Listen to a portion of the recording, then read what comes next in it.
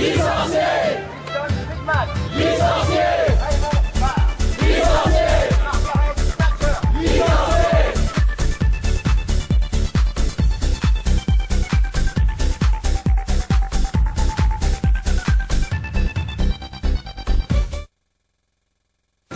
Pourquoi est-ce que le MJS il est là aujourd'hui auprès de Jeudi Noir pour participer à la réquisition? C'est parce que les inégalités pour les jeunes sont d'autant plus fortes en Ile-de-France et que justement on a un problème d'accès au logement pour les jeunes salariés, pour les jeunes précaires, pour les jeunes étudiants.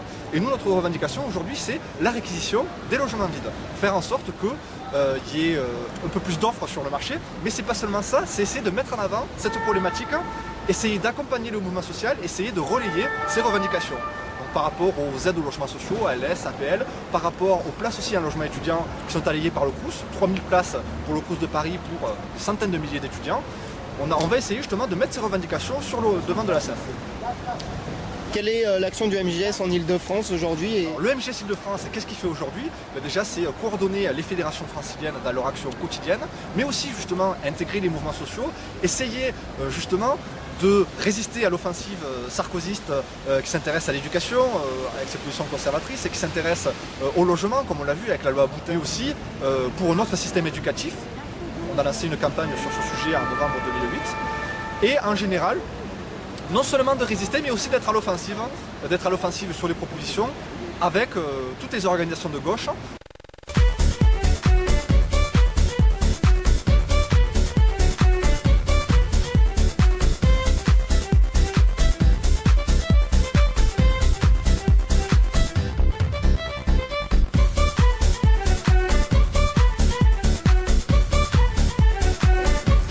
Moi c'est Jean Le Mao, je suis sur la MJS Clamart, référent Clamart.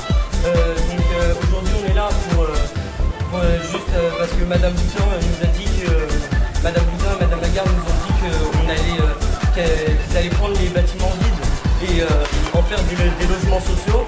Ça fait 6 mois qu'on attend, ça fait 6 mois qu'il n'y a rien eu. Donc on est là justement pour lui montrer qu'il y a des bâtiments vides encore. Qu'il y en a plein dans Paris, une quinzaine dans Paris. Donc on essaye de faire en sorte qu'ils voient ça. Nous on est là totalement dans le calme, on ne cherche pas l'embrouille, on ne cherche rien du tout. On est juste là on est là justement pour dire que ici c'est pacifique et on veut juste que dans quelques années, ici là où je suis même, il y a des personnes qui vivent en foyer. Nous les GRG, on a tenu à participer à cette réquisition au vu du contexte actuel extrêmement grave sur le logement. Notamment, ça la réponse gouvernementale, c'est quoi? C'est tenter de restreindre le périmètre de l'article 55 de la loi de solidarité urbaine. Et enfin, et malheureusement, c'est une diminution de 7% des crédits du ministère du Logement en euros constants, ce qui est une catastrophe. Il se dit même d'ailleurs que ça a été le ministère dont les crédits ont été sabrés le plus facilement. Donc Madame Boutin n'est pas à la hauteur non seulement de ses promesses, mais aussi de l'enjeu. Donc voilà, nous sommes au milieu d'un appartement avenue Keller. On vient de le réquisitionner là, il y a à peine une demi-heure.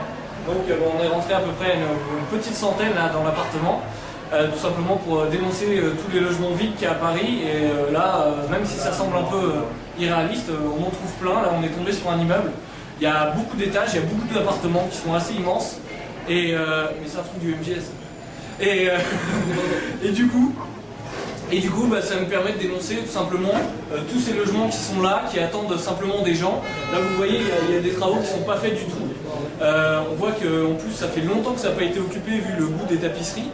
Et surtout, il y a une loi qui permet aux autorités, notamment à la préfecture de Paris, de réquisitionner les logements qui sont vides pour tous les mal logés qu'il y a aujourd'hui. Aujourd'hui, il y a plein de gens qui cherchent des apparts. Il y a plein de gens qui sont un peu pris à la gorge par la spéculation immobilière. Donc là, on vient, avec les associations comme Jeudi Noir, on vient montrer qu'il y a des logements vides et que c'est possible.